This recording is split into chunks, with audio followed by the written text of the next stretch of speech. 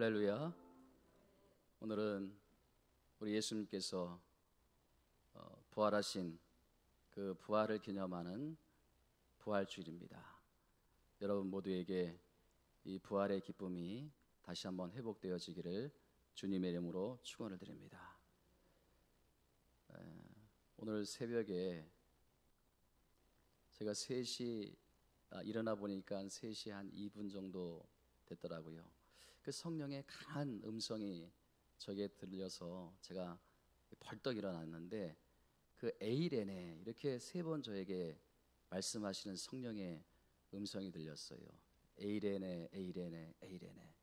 그래서 그 에이레네가 뭔가 해서 제가 서재에 가서 바깥에 나와서 거실에서 말씀을 막 읽는데, 그 에이레네가 뭐냐 하니까 평강이 있을지어다, 평강이 있을지어다. 여러분, 이 말씀이 부활하신 주님께서 그 사랑하는 제자들을 만나서 했던 첫 마디가 바로 평강이 있을지어다. 그게 에이레네더라고요.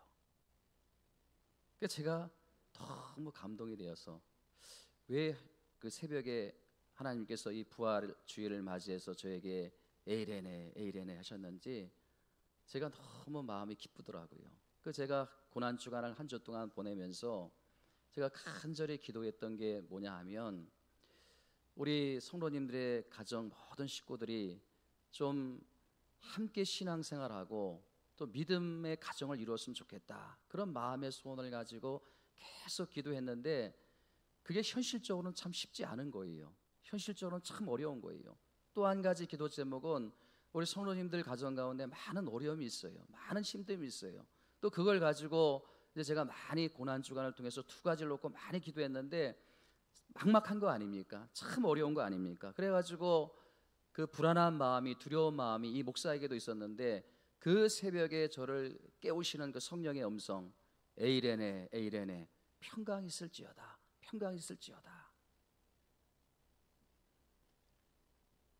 제가 얼마나 기쁜지 그것을 놓고 한 1시간 동안 기도하다가 이제 들어와 가지고 설교 온 거를 막 또 수정을 했어요. 한 3시간 동안 막 수정을 하다가 이제 6시 좀 넘어서 제가 다시 조금 잠을 이제 청했는데, 여러분, 이 목사에게도 앞으로 이 낙원 제8교회가 어떻게 될 것인가, 또 우리 성도님들의 가정과 삶에 해결해야 될 여러 가지 문제를 생각하면 너무 마음이 힘들고 때로는 잠이 오지 않을 때가 많이 있어요. 그러니까 우리 스스로가 해결할 수 없는 이 죄 문제, 또 우리 인간이 가장 두려워하는 게 뭐예요? 죽음의 문제가 아닙니까? 현실적으로 보면 또 이 코로나 때문에 이 우리의 공포, 두려움, 오늘 부활주일임에도 불구하고 참 이 성전이 가득 차서 하나님을 예배하고 찬양하고 경배해야 되는데 그러지 못하는 이 상황, 끝이 보이지 않는 싸움. 그러나 부활하신 그 주님이 우리에게 들려주시는 이 한마디, 저에게 들려주시는 그 한마디, 저는 그게 우리 낙원 제8교회에 들려주시는, 우리 모든 성도님들에게 들려주시는 하나님의 성령의 음성이라고 믿습니다. 뭐예요? 평강이 있을지어다. 아멘. 걱정하지 말라는 거예요. 염려하지 말라는 거예요. 그 에이레네의 단어를 찾아보니까 평화라는 단어가 아닙니까? 가정 가운데 우리 하나님께서 평화를 주시고, 또 그 에이레네가 단어가 뭐냐니까 번영이라는 뜻입니다. 걱정하지 말라는 거예요. 하나님께서 일으켜 세워주신다는 거예요. 아멘. 하나님께서 이끌어 가신다는 거 아닙니까? 오늘 예배 가운데 말씀을 듣는 가운데 저에게 들려주셨던 그 성령의 음성을 오늘 예배하는 여러분 모두가 듣고 돌아가는 은혜가 있기를 주님의 이름으로 축원을 드립니다. 저는 지난 한 주간 이 고난 주간을 참 경건하게 보내면서, 제가 고난 주간 한 주간을 보내면서 이 새벽 예배에 와서 인도하고 집에 들어가 가지고 다른 일 한 게 없어요. 계속 말씀 묵상하고, 또 이 부활주를 맞이해서 하나님 어떤 메시지가 우리 낙원 제8교회 성도님들에게 필요하겠습니까? 다른 일치한 일이 없어요. 제가 뭐 밥 먹는 일 왜, 말씀 있는 일 해. 그런데 제가 계속 이 예수 그리스도의 부활의 사건이 오늘 우리 인생 가운데 어떤 의미가 있는가, 묵상하고 생각하는 가운데 불쑥 떠오르는 인물이 뭐냐면 오늘 본문에 언급되고 있는 막달라 마리아였다는 거예요. 막달라 마리아. 이 막달라 마리아가 왜 제가 부활주의를 생각하는데 갑자기 하나님께서 떠올리게 했는가 보니까 여러분, 이 막달라 마리아는요, 그 누구보다도 주님을 귀하게 여겼던 여인이에요. 여러분들이 가장 귀하게 여기시는 분이 우리 예수님이시길 주님의 이름으로 축원드립니다. 여러분, 그 막달라 마리아가 얼마나 예수님을 사랑하고 귀하게 여겼으면 예수님께서 가장 고통스러운 그 십자가에 달려 돌아가실 때 세상에 그 예수님을 따랐던 제자들은 다 도망갔어요. 그런데 이 막달라 마리아는요, 예수님께서 골고다 언덕에서 십자가에 못 박혀 돌아가실 때 마지막 운명하는 그 순간까지 그 자리를 지켰던 사람이 바로 막달라 마리아였다는 거예요. 그리고 예수님께서 부활하시고 난 뒤에 제일 먼저 달려가서 만났던 사람이 누구예요? 막달라 마리아라는 거 아닙니까? 여러분, 요한복음 20장 1절에 보면 아침 일찍 아직 날이 밝기 전에 어두울 때에 막달라 마리아가 예수님이 시신이 묻힌 무덤으로 달려갔다. 그러니까 이 막달라 마리아가 예수님은 아주 특별한 분이신 거예요. 아주 특별한 분. 여러분, 누가복음 8장 2절 말씀에 보니까 뭐라고 말씀이 기록되는지 같이 한번 읽어보겠습니다. 시작. 또한 악귀를 쫓아내심과 병 고침을 받는 어떤 여자를 곧 7 귀신이 나간 자 막달라니라 하는 마리아. 여러분, 이 막달라 마리아가 과거에 어떤 여인이었다는 거예요? 7 귀신에 붙들려 가지고 7 귀신에 들렸던 아주 불행한 여인이에요. 어떤 성경 말씀의 기록에 의하면 어떤 기록에 의하면요, 이 막달라 마리아라는 여인은요, 과거에 몸을 파는 그런 창녀와 같은 여인이었다는 기록도 있어요. 그러니까 여러분, 이 막달라 마리아라는 여인은요, 이 과거가 참 불행했던 여인이에요. 인생의 과거에 엄청난 고비가 있었던 여인이 아닙니까? 아무리 애를 쓰고 아무리 노력을 해도 그 풀 수 없는 인생에 짓눌려 가지고 절망하면서 살아갈 수밖에 없는 여인이었다는 거예요. 그때 이 막달라 마리아가 예수님을 만났다는 거 아닙니까? 예? 그리고 그 예수님께서 마리아의 병을 고쳐주시고 마리아에게 붙어있던 7 귀신을 물리쳐 주셔서 그때 여러분, 그 막달라 마리아가 받았던 그 예수님의 은혜가 얼마나 컸겠습니까? 평생 잊을 수 없는 은혜, 평생 갚을 수 없는 은혜. 여러분, 이게 막달라 마리아 여인에 위한 주신 하나님의 은혜입니까? 오늘 이 자리에 앉아있는 여러분과 오늘 이 강단에 서 있는 이 목사에게 주신 하나님의 은혜인 줄 믿습니다. 우리가 평생 잊지 못할 하나님의 은혜, 우리가 평생 동안 갚을 수 없는 그 하나님의 은혜, 주님의 은혜. 근데 여러분, 제가 이 막달라 마리아의 여인을 생각하면서 도전이 되는 것은 뭐냐 하면 예수님께 받은 큰 은혜를 경험한 후에 이 막달라 마리아의 태도예요. 이 막달라 마리아는요, 그 주님의 은혜를 평생 생각하며 감사하고 한 번도 그 은혜를 잃어버리는 삶을 살지 않았다는 거예요. 그러니까 이게 저에게 너무 큰 도전이 되는 거예요. 저는요, 지난 한 주 내내 이 마리아의 모습을 묵상하면서 이 마리아에게서 본받을 2가지 태도를 제가 발견했습니다. 첫 번째 태도는요, 따라합니다. 마리아는 은혜를 아는 태도를 갖고 있었다. 마리아는요, 주님의 은혜를 은혜로 아는 태도를 갖고 있었다는 거예요. 그러니까 은혜에 보답할 줄 아는 그런 마리아의 태도를 갖고 있었다는 거예요. 여러분, 이 태도가 얼마나 중요한가 하면요, 여러분들이 다 아시는 내용이 있어요. 예수님께서 예루살렘으로 올라가시다가 10명의 나병 환자를 만나지 않습니까? 그 10명의 나병 환자가 예수님께 도와달라고 간청을 합니다. 우리를 불쌍히 여겨달라고. 이 나병병 때문에, 이 병 때문에 평생 동안 우리가 불행할 수밖에 없으니 이 병을 고쳐달라고. 예수님께서 불쌍히 여기셔가지고 그 10명의 나병 환자를 고쳐주지 않습니까? 근데 여러분 보세요. 10명이 고침을 받았는데 예수님께 와가지고 감사한 사람은 딱 한 명뿐이 없었다는 사실입니다. 예? 여러분, 예수님이 뭐라고 말씀하시는지 누가복음 17장 17절 말씀에 이렇게 기록되어 있습니다. 같이 한번 읽어봅니다. 시작. 예수께서 대답하여 이르시되 10사람이 다 깨끗함을 받지 않았느냐? 그 9은 어디 갔느냐? 10명이 고침받았는데 9은 도대체 어디 갔느냐?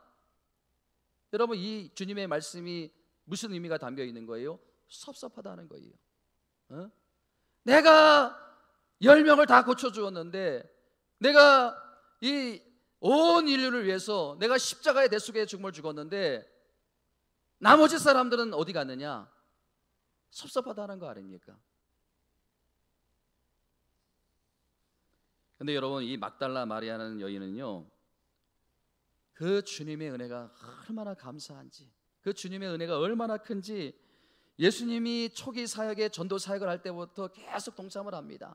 그리고 그 예수님께 그 은혜가 너무 잊을 수가 없어서 너무 감사해서 나중에 자기에게 가장 값비싼 그 옥합을 깨트려 가지고 그 값비싼 향유를 예수님 발에 부어드리고 자기의 그 가장 이 귀하다고 하는 머리털로 예수님의 발을 씻겨주는, 그래서 그 주변에 있는 사람들이 도대체 그 비싼 향유를 왜 허비하느냐? 예수님께서 가만두어라. 이 일은 평생 동안, 아니 후세에 영원히 기억될 것이다. 그렇게 말씀하지 않습니까? 여러분, 우리 시대를 가만히 보면요, 감사가 메말라가고 있어요. 예? 정말 이 감사의 그 은혜를 모르는 시대, 예? 은혜가 쉽게 잊혀져 가는 시대. 여러분, 그 원각수, 은각석이라는 말 들어보셨나요? 원수는 어디에 새기고 은혜는 어디에 새긴다? 따라합니다. 원수는 물에 새기고 은혜는 돌에 새긴다. 무슨 말인지 알겠어요? 원수는 물에 새김으로 말미암아 빨리 흘려보낸다는 거예요. 빨리 잊어버린다는 거예요. 그러나 은혜는 영원히 잊지 않도록 돌에 새겨놓는다는 말이 아닙니까? 근데 우리 거꾸로 살아요. 이 부모님들이 자녀들에게 뭐라 그래요? 내 원수를 꼭 갚아달라. 이래가지고 그냥 그 피해 복수가 대대에 이루어져가지고 그게 끊어지지 않는 거 아닙니까? 오늘날 우리 정치 현실이 그런 거 아니에요. 네? 왜 이렇게 그냥 보수와 진보가 싸우는지 저는 이해가 가지 않아요. 국민들을 위한다고 하는데, 여러분들이 자녀를 정말 사랑하신다면요, 은혜를 갚는 법, 또 감사하는 법을 가르쳐 주시기를 주님의 이름으로 축원드립니다. 제가 누누이 말씀을 드리지만 이 감사는 쥐어짜는 거예요. 또 은혜도 쥐어짜는 거예요. 감사는 막 우리가 행주를 쥐어짜면 막 물이 나오지 않습니까? 감사도 막 쥐어짜는 거예요. 감사할 조건이 없으면요, 감사할 조건을 찾아내는 거예요. 여러분, 우리가 두 번째 이 마리아에게서 배울 태도는 뭐냐면요, 한결같은 마리아의 태도입니다. 한결같은 마리아의 태도. 은혜를 은혜로 아는 태도도 중요하지만 중요한 것은 한 번 감사하는 것이 아니라 한결같은 마음으로 감사하는 거예요. 여러분, 한번 생각해 보세요. 예수님께서 3년 동안 공생활 생활을 하셨어요. 가는 곳마다 병자를 치유해 주셨고, 가는 곳마다 가난한 사람에게, 또 어려운 사람들에게 이웃이 되어 주셨고, 또 그 문제를 해결해 주셨어요. 그러니까 3년 동안 예수님의 은혜를 받는 사람이 얼마나 많겠습니까? 수도 없이 많은 사람이 있어요. 그런데 여러분 보세요. 그렇게 많은 사람들이 병 고침을 받고 위로를 받고 힘을 얻었지만은 예수님께서 십자가의 고통을 받는 자리에 보이지 않아요. 마리아 한 사람, 그리고 몇 명의 여인, 한결같은 마음으로 주님을 사랑하는, 주님의 은혜를 마음에 담고 그 자리를 지키고 함께하는, 그 고통의 자리, 죽음의 자리, 십자가의 자리까지 함께 나아가는. 제자들은 다 도망갔는데 세상에. 여러분, 우리가 잠깐은 감사가 되지만 그 감사가 계속 유지가 안 되는 게 이게 문제가 아닙니까? 에?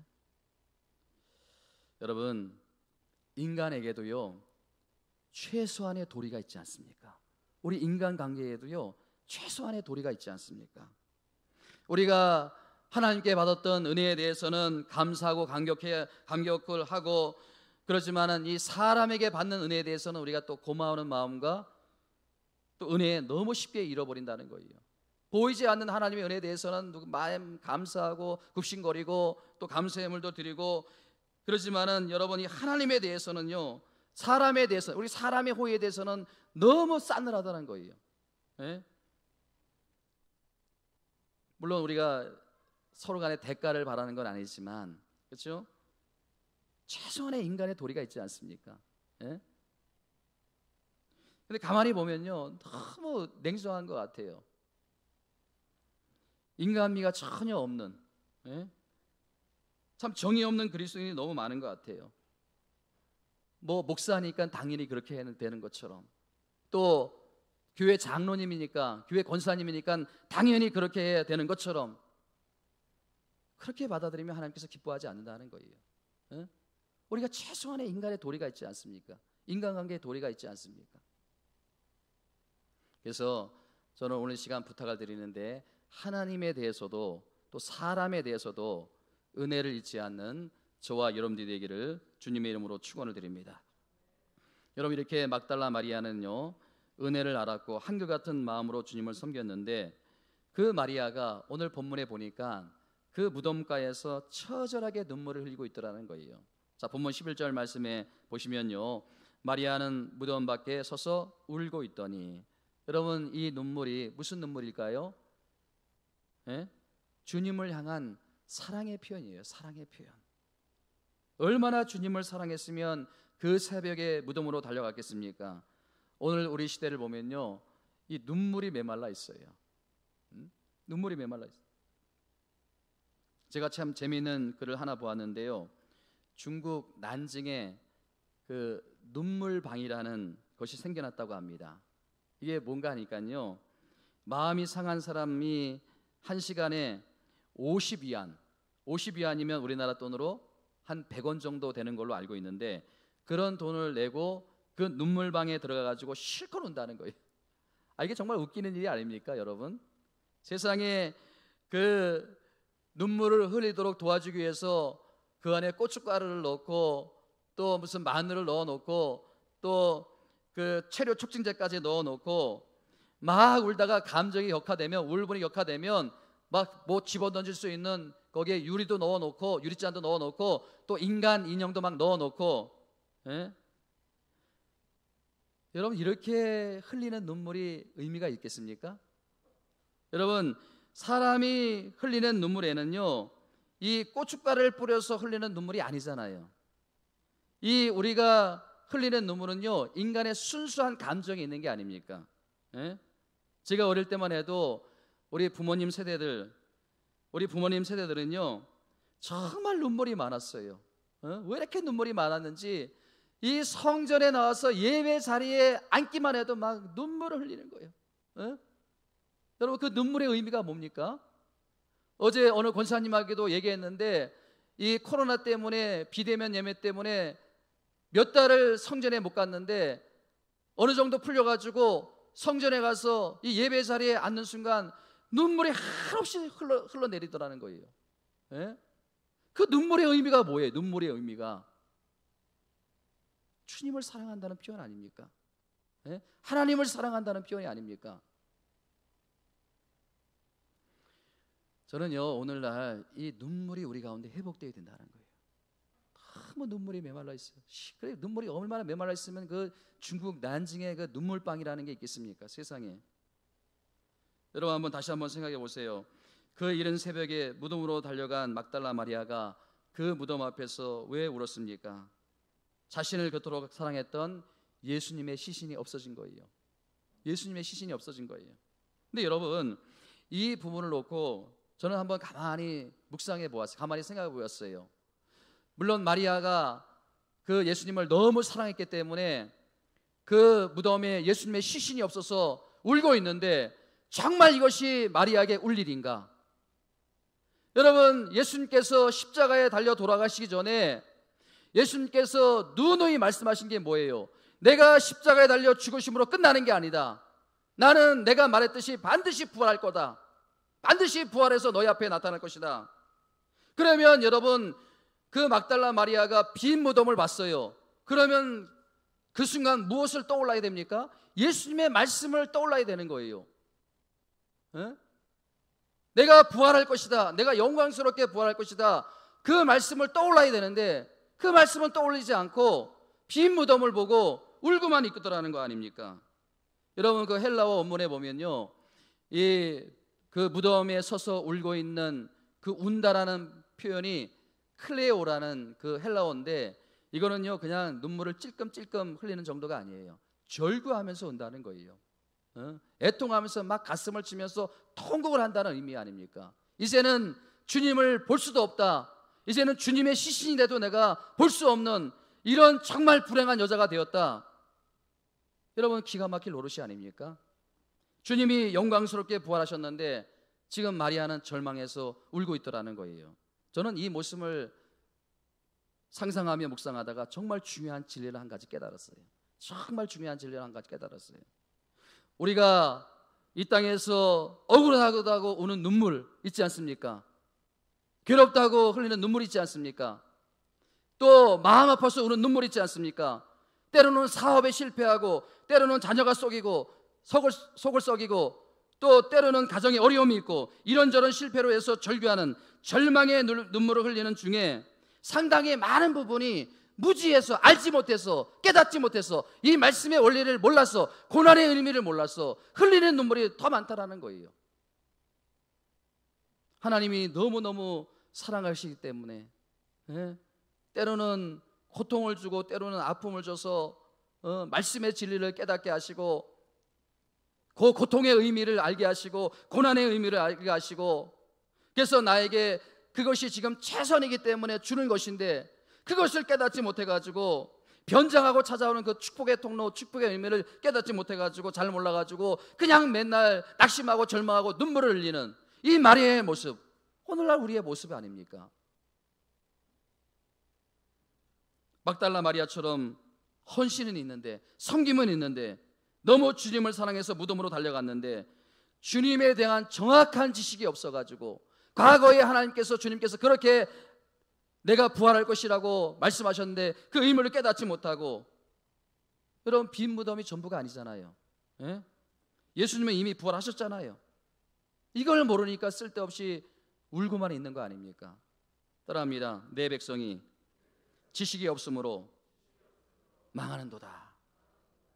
여러분, 우리가 이 말씀의 깊은 진리를 깨닫게 되면요, 우리에게 오는 모든 고난과 어려움과 아픔을, 이거는 다 하나님이 나에게 주시는 것이구나 깨닫게 하시기 위해서, 하나님께로 돌이키기 위해서 변장하고 찾아오는 하나님의 축복이구나,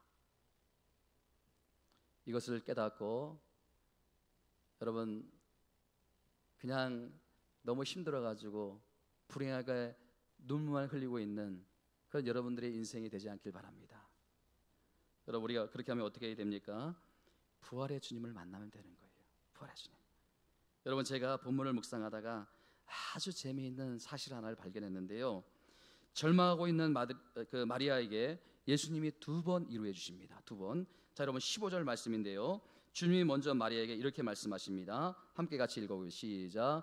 예수께서 이르시되 마리아여 어찌하여 울며 누구를 찾느냐 하시니. 자, 그 다음에 16절 말씀에 뭐라고 또 예수님께서 마리아에게 말씀하실까? 시작. 예수께서 마리아야 하거늘. 여러분, 제가 여기에서 참 놀라운 진리를 하나 발견했는데요, 그 15절에서 예수님께서 이르시되 여자여 이렇게 부를 때는요, 마리아에게 전혀 그것이 이루가 되지 않는 거예요. 그런데 16절에서 예수께서 마리아여 이렇게 부르는데, 그 마리아가 그 순간 그 모든 과거의 상처와 그 슬픔이 다 사라지고 그 주님의 큰 위로를 통해서 마리아에게 회복의 역사가 일어나더라는 거예요. 제가 여러분 이 부분을 묵상하다가 아주 중요한 진리를 하나 깨닫게 되었는데요, 여러분 15절에서 예수께서 이 시대에 여자여 이렇게 호칭한 것은요, 굉장히 평범하고 일반적인 호칭이 아닙니까?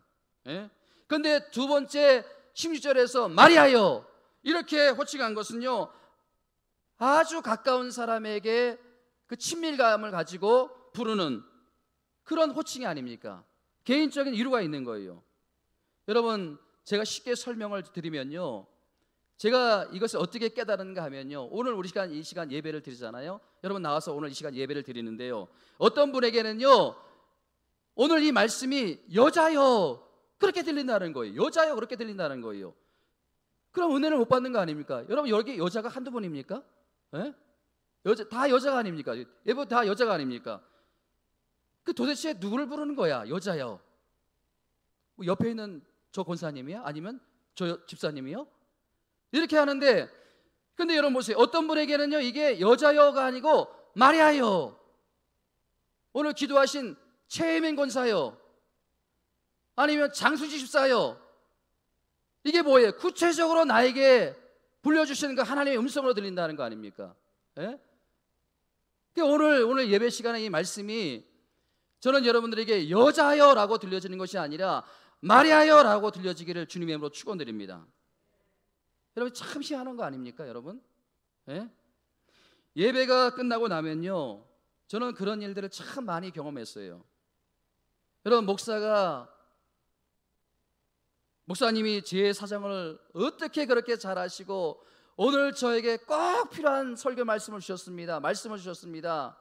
목사님 너무 감사합니다. 심지어는 그 설교 시작 때, 예배 시작 때부터 축도까지 오늘 저에게 주시는 완벽한 주님의 말씀이셨습니다. 너무 감사합니다. 은혜 받고 제가 돌아갑니다.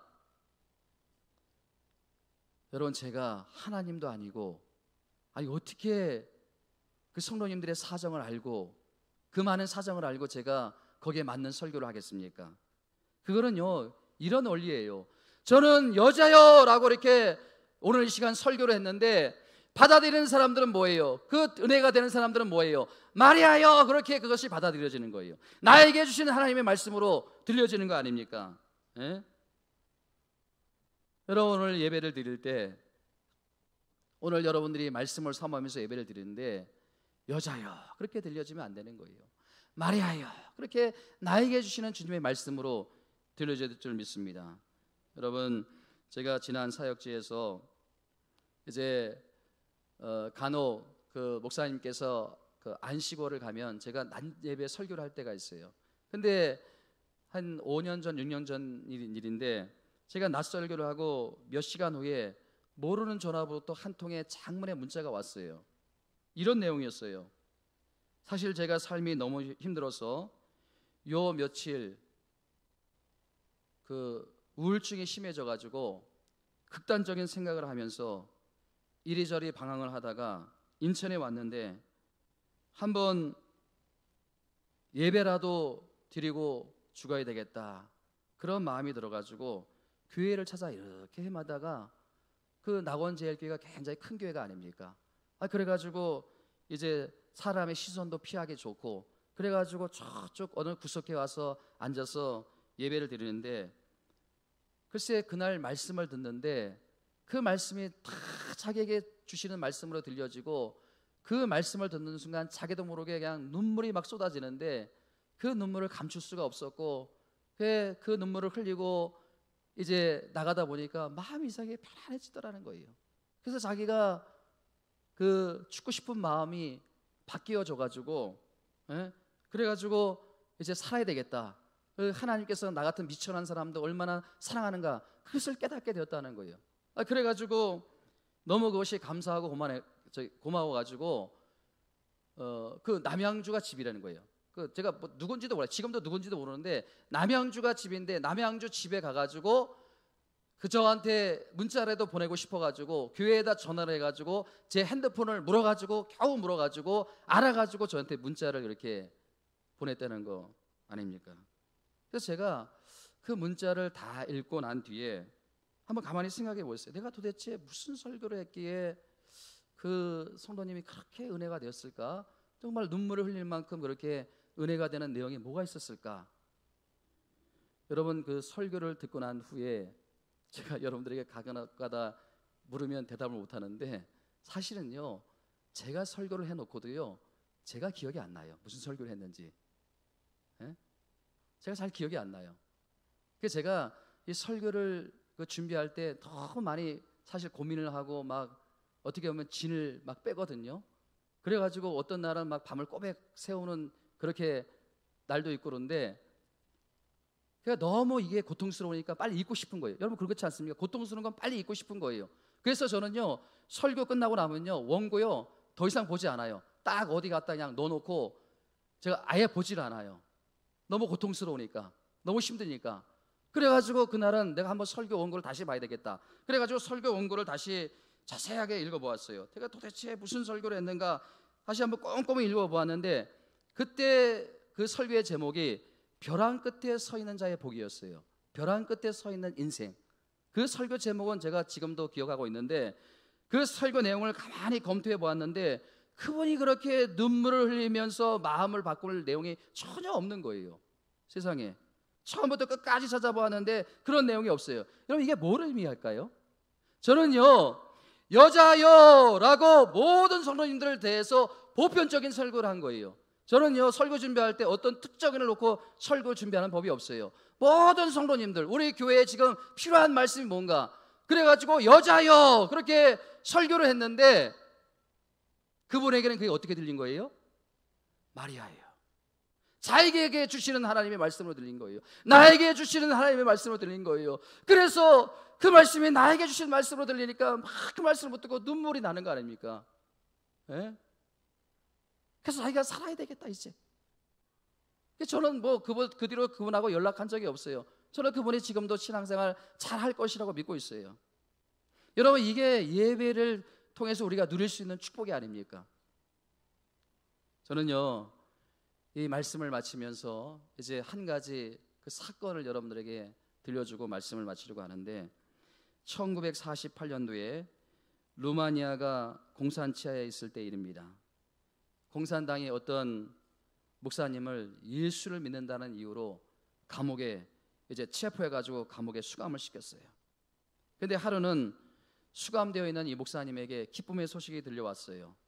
이 감옥에 수감되어 있는 모든 그 죄수들 가족을 한꺼번에 면회를 해주는 날을 주겠다는 거예요. 그러니까 가족에게 초청 편지를 쓰라고 그런 거예요. 그래가지고 이 목사님이 너무 기뻐가지고 가족이 얼마나 보고 싶겠습니까? 몇 달 동안 감옥에 있었으니까. 그래가지고 눈물로 이제 초청 편지를 드디어 그날이 된 거예요. 모든 죄수의 가족들은 다 와가지고 기쁨의 제회를 하는데 유독 이 목사님 가족만 오지 않는 거예요. 하루 종일 기다렸는데 결국은 아무도 오지 않았어요. 얼마나 이 목사님이 낙심이 되겠습니까? 예? 사실 나중에 한 사실이지만 이 공산당원들이 의도적으로 이 목사님 편지만 빼놓은 거예요. 예? 가족에게 전달하지 않은 거예요. 그날 저녁부터 이 공산당원들이 이 목사님을 괴롭히는데 날마다 방송을 틀어가지고 뭐라고 막 이야기를 하는가 하면 뭐라고 말을 하는가 하면 뭐라고 선언하는가 하면 기독교는 죽었다. 하나님은 죽은 지 오래되었다. 당신을 사랑하는 사람은 아무도 없다. 저 목사 보라고 모든 죄수들의 가족들이 다 찾아왔는데 저 목사의 가족은 아무도 오지 않는다고. 그러니까 여러분 날마다 그 방송을 통해서 그 선언을 듣는 이 목사님의 마음이 심정이 어떻겠습니까? 예? 마음이 무너지는 거예요. 자신이 너무 비참한 자신이 살아계신 하나님을 믿는다고 하는데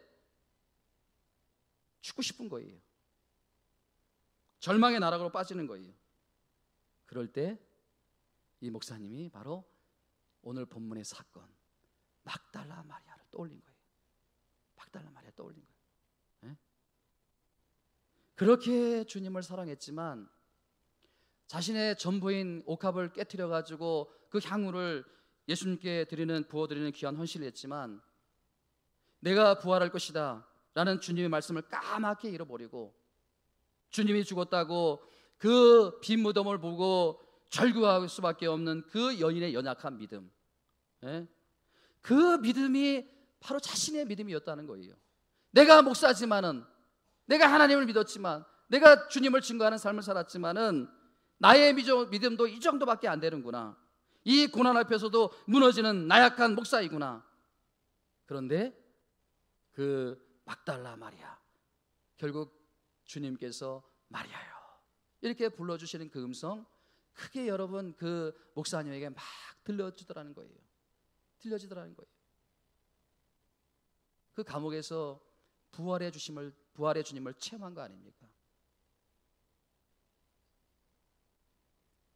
이 목사님이 그것을 깨닫고 그 감옥에서 통곡을 했답니다. 통곡을 했대. 예? 하나님이 살아계시다는 것을 믿고 하나님이 자신과 함께함을 믿음에도 불구하고 그 공산당원들이 그 하는 몇 마디 말 때문에 마음이 무너지고 죽고 싶은 마음이 드는 그 자신의 그 연약한 믿음이 너무너무 죄송스러워가지고, 그래서 그 부활의 주님을 감옥에서 만나서 희망을 품고 그 수감 생활을 잘 마친 다음에 출소를 하고 이런 간증을 했답니다. 그날 밤 그 차가운 감옥에서 부활의 주님을 만났다. 내가 이 어려운 연단을 잘 견뎌낼 수 있는 힘을 바로 부활의 주님이 주셨다. 사랑하는 성도 여러분, 예수님의 부활은요 역사적인 사건입니다. 믿습니까? 여러분, 그 부활을 부인할 수 없는 역사적인 증거가 많이 있습니다. 이에 반해서 부활의 주님은 현재적인 사건이에요. 현재적인 사건이에요. 그러니까 여러분, 예수님의 부활과 부활의 주님은 동전의 양면과도 같은 거예요. 믿음의 양면이에요. 예수님의 부활은요 과거적인 사건이에요. 근데 부활의 주님은 현재적인 사건이에요. 그러니까 예수님의 부활은 예수님이 부활하셨다. 여러분, 우리 그거 다 믿지 않습니까? 여러분 믿습니까? 그러면 부활의 주님 뭐예요? 지금 예수님이 부활해서 살고 계신다. 지금 현재적인 사건이에요. 그러니까 여러분, 우리는요 지금 오늘 이 시대를 살아가면서 부활의 영으로 임하신, 성령으로 임하신 그 부활의 주님을 여러분들의 삶 속에서 구체적으로 체험하면서 살아가야 된다는 거예요. 이게 바로 이제 이 부활주의를 맞는 우리의 마음이 되어야 될 줄 믿습니다. 여러분, 오늘도 부활의 영으로, 성령으로 나와 함께 하시는 주님, 그 부활의 주님은 질병의 공통에서 우리를 자유케 하십니다. 그리고 그 부활의 주님은요 죽음의 공포에서 우리를 완전히 해방시켜 주신 줄 믿습니다. 여러분, 어떻게 살까? 앞날이 어떻게 될까? 우리에게는요 이런 불안 때문에 잠 못 이룰 때가 많이 있는데, 부활의 주님은 그 마음에 평강을 주시고 또 용기를 주시고 담대함을 주신다는 거예요. 그래서 예수님이 말씀하셨어요. 세상에서 너희가 환난을 당하나. 우리가 세상에 살 동안에는요 어려움을 당하고 고통을 당하고 실패를 맛봅니다. 그러나 세상에서 너희가 환난을 당하나, 뭐라고 그 뒤에 말씀이 나옵니까? 담대하라. 내가 세상을 이겨노라. 내가 이겼기 때문에 나를 믿는 너희도 반드시 이긴다. 오늘 이 부활의 아침, 이 음성을, 여러분들에게 들려주신 음성을 듣고 돌아갈 수 있는 복된 이 주일이 되기를 주님의 이름으로 축원드립니다. 기도합니다. 하나님 아버지, 감사합니다. 오늘 이 부활 주일을 맞이해서 우리 사랑하는 성도님들 오늘 이 자리에 나와서 예배 드릴 수 있도록 은혜와 은총을 베풀어 주시니 감사함을 드립니다. 하나님, 오늘 이 시간, 오늘 들려진 말씀이 여자여 그렇게 들리는 것이 아니라 마리아여 그렇게 나에게 주시는 하나님의 말씀으로 들려질 수 있도록 은혜를 베풀어 주시옵소서. 우리가 이 부활의 영으로 임하신 성령을 우리가 마음에 모시고 우리에게 지금 당하는 어려움을 다 이겨나갈 수 있는 주의 사랑하는 백성들 다 될 수 있도록 주님 도와주시옵소서. 평강 있을지어다, 평강 있을지어다. 이게 나에게 주시는 하나님의 말씀으로 들려줄 수 있도록 은혜 베풀어 주시옵소서. 예수님의 이름으로 축복하며 감사하며 간절히 기도하옵나이다. 아멘.